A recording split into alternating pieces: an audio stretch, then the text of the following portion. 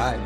Yo, what's up? It's About Life Podcast. Your boy Shane, aka Black Duplicate. What's up to all my lifers? Welcome back to all my newcomers. Thank you for watching. Make sure y'all like, share, and subscribe to all the content, please. It's going to help me get through this algorithm so we can keep making better content and I can reach more people that may need to hear this, may need to see this. You know what I'm saying? I love y'all, and we're going to get to it. So, what we got coming up is 3 completely different topics, but they're all very relevant and very important, right? So one is talking about this lady. She comes on and she's talking about the cancellation of Andrew Tate and what that did on a psychological level to a vast variety of young men, and how it can technically somewhat it's good for speculation. Like, it was good to observe and see what happened, and she thinks it's negative to ban and cancel Andrew Tate. I do as well. I don't think we should be banning and canceling anybody. My personal opinion. I think everybody should have their own freedom to speak. If you don't like it, don't listen. Go listen to somebody else. Simple as that. But she's basically thinking that this is like a way to radicalize the young men, and it can be dangerous, right? So that's one thing. And then the next is about how someone out there is inevitably or hopefully gonna create infinite energy, so to say, right?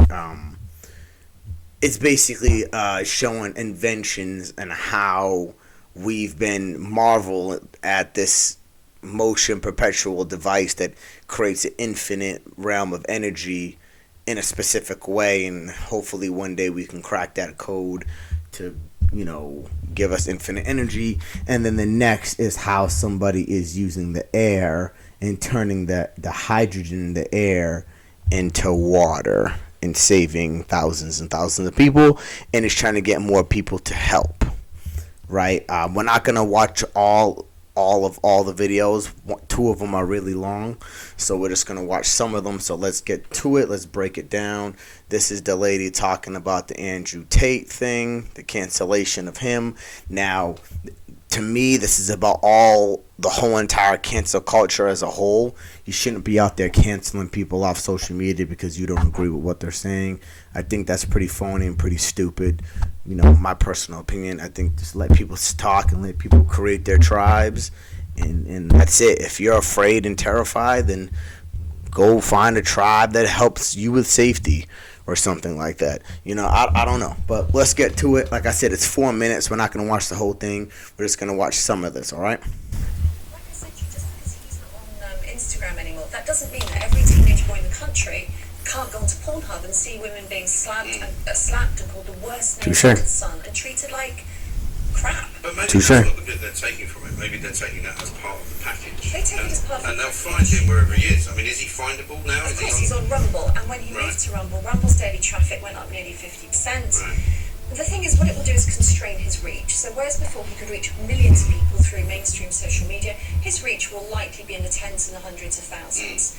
The thing is, you so can will take he make him less off, money then? probably ultimately, but he's already extremely wealthy. Yeah. The thing is, you can take him off social Yeah, the media. money doesn't bother. You've not made the world a safer place. No. What you've done is, in effect, radicalise a generation of young men. They were not radicalised by his message. I tell you what they're radicalised by. They are incredibly cynical about why he's being removed from social media. I interviewed It proves him right.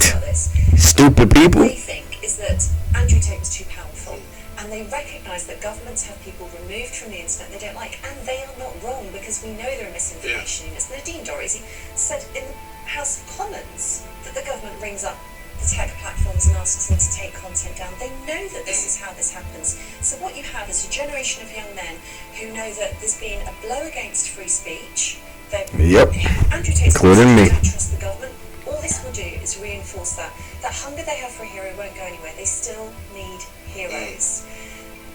this disenfranchised generation of young men hasn't learned anything positive about his deplatforming. What he needed was sunlight. What he needed was debate. He needed his worst ideas challenged. He didn't need to be martyred. And if you look at his new videos, he says he's been martyred. So the hundreds of thousands, about 500,000 people who go and watch that video, hear him saying he's been martyred. And all of the things that he argues for, however, in the way of the modern sort of media that we now have, debate isn't really a thing, is it? You know, Russell Brand makes videos. It's basically Russell Brand talking to a camera in the same way that I presume Andrew Tate does that. They're not really interested in debate. They're interested in influencing people. So with debate, you don't do that, because with debate you make people think. What he's doing is making people just believe what he tells them. All right, that's where I want to stop, because that's false. Because there's many debates with Andrew Tate and other people all over the social media internet. The world has changed, man.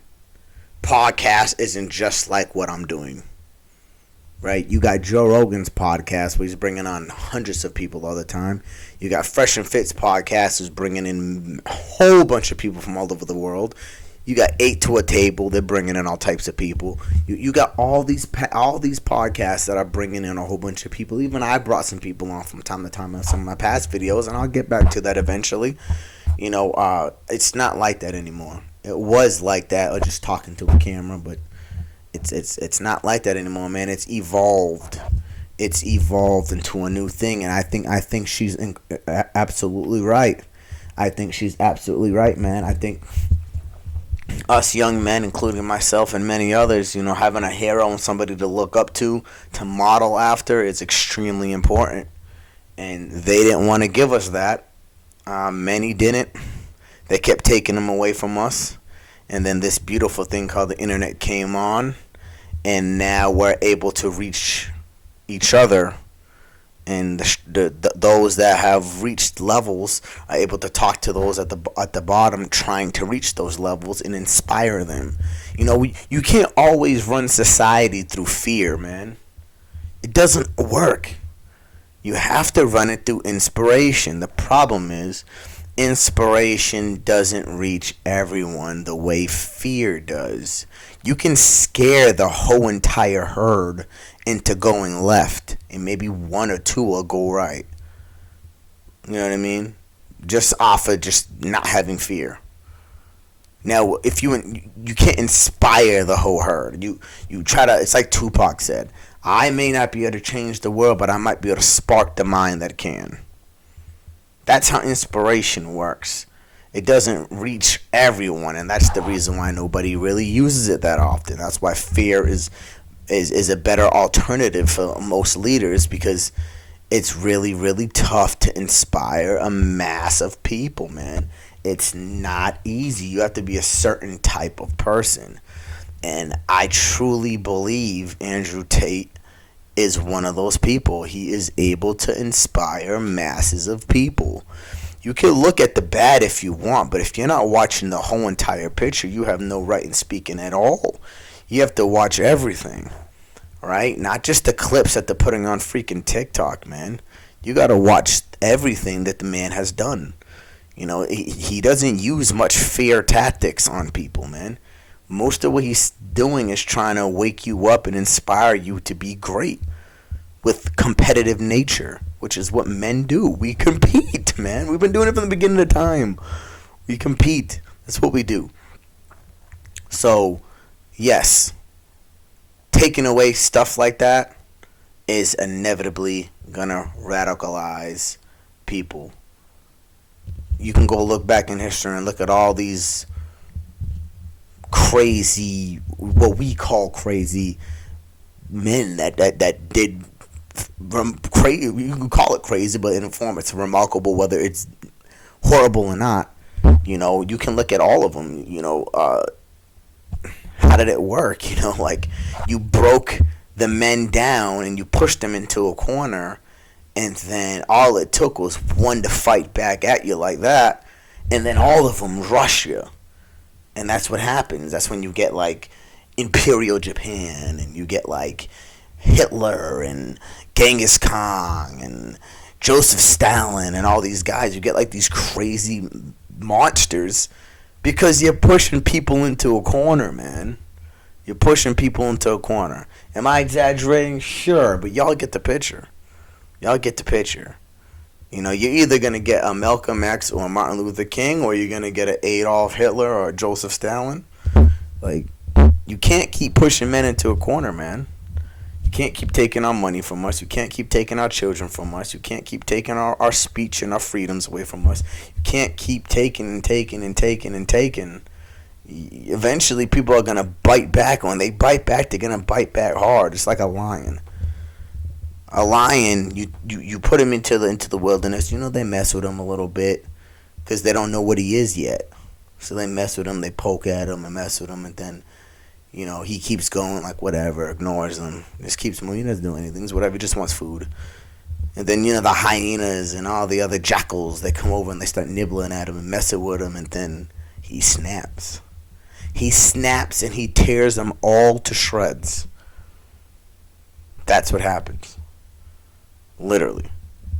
But anyways, that's my rant for that. I don't want to go too hard on that. I really want to try to stick positive. You know, it's hard to stick positive on every topic, but I'm doing my best here. So I want to switch over to why don't perpetual motion machines ever work?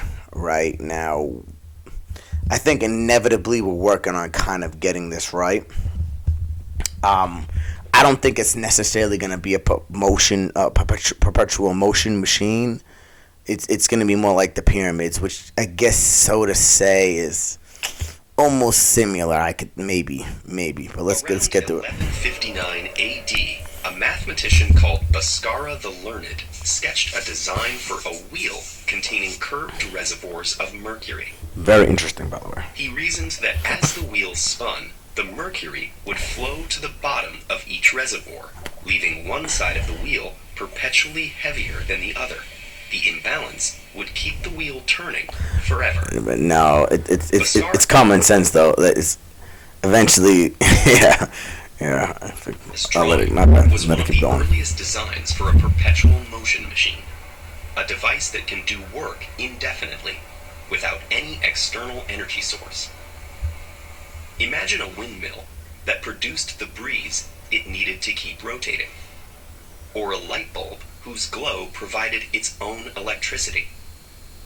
These devices have captured many inventors' imaginations because they could transform our relationship with energy. Yes. For example, if you could build a perpetual motion machine that included humans as part of its perfectly efficient system, it could sustain life indefinitely. There's just one problem. They don't work. They never do. Ideas for perpetual motion machines all violate one or more fundamental laws of thermodynamics, the branch of physics that describes the relationship between different forms of energy. The first law of thermodynamics says that energy can't be created or destroyed. You can't get out more energy than you put in. Which I like that concept right there. I like that concept right there because I highly believe in that. Because we are energetic beings. So, you know, when somebody dies, someone is born. So it's kind of like in a sense of a revolving door of energy. That the world only has a certain amount of energy. And that energy does not go away and it does not become more. It's just that exact amount of energy. And how we manipulate that amount of energy is what dictates what happens on the planet. Right? Just a thought. But this kind of somewhat proves the concept on why these machines never work, right? That rules out a useful perpetual motion machine right away, because a machine could only ever produce as much energy as it consumed. There wouldn't be any left over to power a car or charge a phone. But what if you just wanted the machine to keep itself moving? Inventors have proposed plenty of ideas. Several of these have been variations on Bhaskara's overbalanced wheel, with rolling balls or weights on swinging arms. None of them work. The moving parts that make one side of the wheel heavier also shift its center of mass downward below the axle. With a low center of mass, the wheel just swings back and forth like a pendulum, then stops. No balance of weight. Approach? In the 17th century, Robert Boyle came up with an idea for a self-watering pot. He theorized that capillary action, the attraction between liquids and surfaces that pulls water through thin tubes, might keep the water cycling around the bowl. But if the capillary action is strong enough to overcome gravity and draw the water up, it would also prevent it from falling back into the bowl. Then there are versions with magnets, like this set of ramps. The ball is supposed to be pulled upwards by the magnet at the top, fall back down through the hole, and repeat the cycle. This one fails because, like the self-watering pot, the magnet would simply hold the ball at the top. Even if it somehow did keep moving, the magnet's strength would degrade over time and eventually stop working. For each of these machines to keep moving, they'd have to create some extra energy to nudge the system past its stopping point. And, it's so interesting. I find stuff like this interesting, so I figured maybe some of y'all do. And that's why I wanted to bring this in here, right? It's kind of like a law of the universe, in it, so to say. You know what I mean? But I kind of feel like it's similar kind of to like life in a sense. Like, we're all given 24 hours a day. Like, no matter what, that's all you get is 24 hours. Like, that's all you get is 24 hours, no matter what you do. 24 hours. It doesn't change. It doesn't become less. It doesn't become more. You get 24 hours.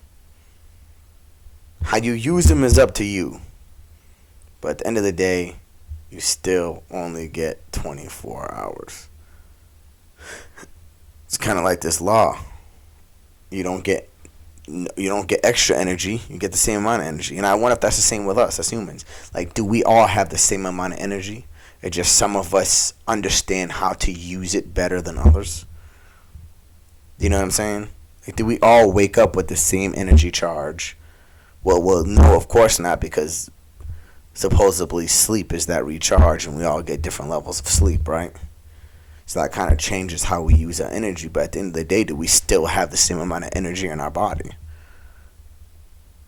Or are we burning the energy?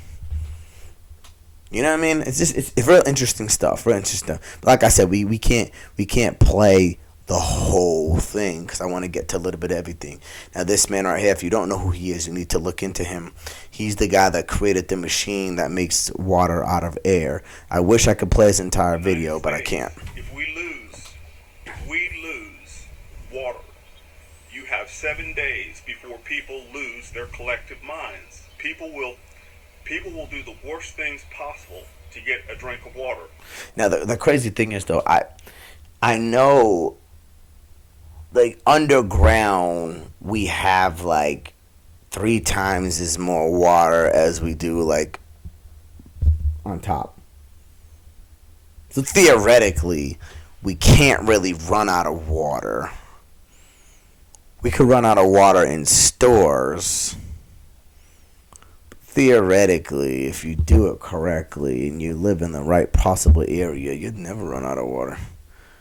But with his machine, though, you can get water anywhere in the world, right? Water is the first thing that they'll need.